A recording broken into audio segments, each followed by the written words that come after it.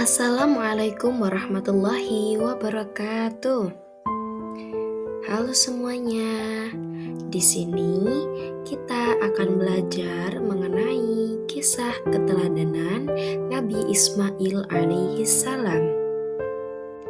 Sebelum kita mulai, kita harus tahu dulu nih tujuan pembelajaran dari kisah keteladanan Nabi Ismail alaihi salam. Yang pertama adalah meyakini kebenaran kisah Nabi Ismail alaihi salam. Yang kedua adalah memahami kisah keteladanan Nabi Ismail alaihi salam. Yang ketiga adalah menerapkan nilai keteladanan dari kisah Nabi Ismail alaihi salam. Nah, sekarang kita lanjutkan ya. Jadi, Nabi Ibrahim adalah seorang nabi yang sangat dicintai oleh Allah. Ia memiliki seorang istri yang bernama Sarah. Sarah merupakan istri yang cantik dan baik hati. Namun, Sarah belum juga hamil setelah beberapa tahun menikah dengan Nabi Ibrahim. Karena merasa kasihan dengan Nabi Ibrahim, Sarah pun kemudian meminta Nabi Ibrahim untuk menikahi Siti Hajar. Siti Hajar merupakan seorang budak yang cantik dan solehah. Nabi Ibrahim pun setuju dan akhirnya menikahi Siti Hajar. Setelah menikah, Siti Hajar hamil dan melahirkan seorang putra yang diberi nama Ismail. Ketika Nabi Ismail masih kecil, Allah memerintahkan Nabi Ibrahim untuk meninggalkan Siti Hajar dan Ismail di lembah Mekah yang sangat tandus dan tidak ada tanaman ataupun air. Nabi Ibrahim sebenarnya merasa sedih dan bingung, tetapi ia tetap percaya pada Allah dan melaksanakan perintah Allah.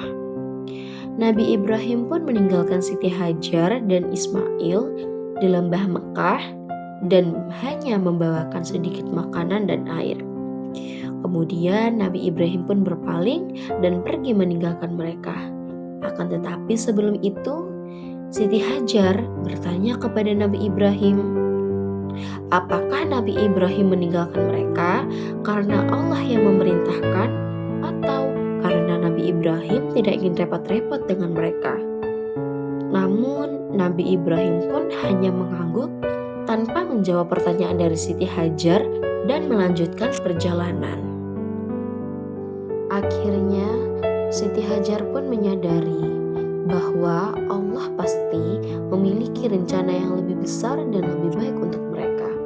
Ia pun kemudian mencari air di sekitar lembah Mekah dan akhirnya menemukan sumber air Zam-Zam. Air Zam-Zam tersebut kemudian menjadi sumber air yang penting bagi penduduk Mekah. Kemudian Nabi Ismail pun tumbuh dewasa dan menjadi seorang pemuda yang kuat dan soleh. Ia membantu ibunya Siti Hajar dalam mencari nafkah dan menjadi seorang yang sangat dicintai oleh ibunya. Ketika Nabi Ibrahim kembali ke Mekah setelah beberapa tahun, ia mendapati bahwa Nabi Ismail dan ibunya dalam keadaan yang baik. Nabi Ibrahim pun kemudian bermimpi bahwa Allah memerintahkan ia untuk mengorbankan Nabi Ismail sebagai kurban. Nabi Ibrahim pun kemudian memberitahu Nabi Ismail tentang mimpinya dan meminta Nabi Ismail untuk bersabar dan taat kepada perintah Allah. Nabi Ibrahim pun kemudian membawa Nabi Ismail ke sebuah bukit di luar Mekah untuk melaksanakan perintah Allah. Ketika Nabi Ibrahim akan menyembelih Ismail, Allah langsung menggantikan Ismail dengan seekor domba sebagai kurban.